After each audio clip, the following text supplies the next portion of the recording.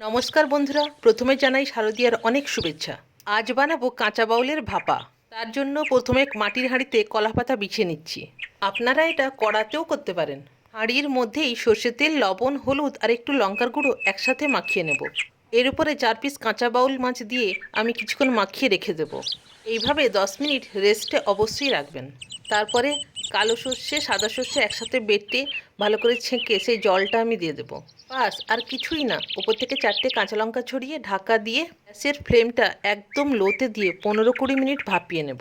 বাস, রান্না আমাদের কমপ্লিট। যে কোনো দিন মাছ খায় না, সেও আঙুল চাটবে। এবার আমিও ভাতের থালাটা বেড়ে ফেললাম।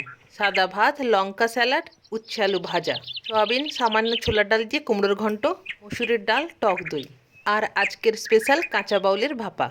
এই রেসিপিটা কিন্তু যে কোনো মাছেরই খুব সুন্দর হয়। আজকের এই রেসিপি এবং লাঞ্চ থালি যদি আপনাদের ভালো লাগে তাহলে সাবস্ক্রাইব করে আমার পাশে থাকবেন।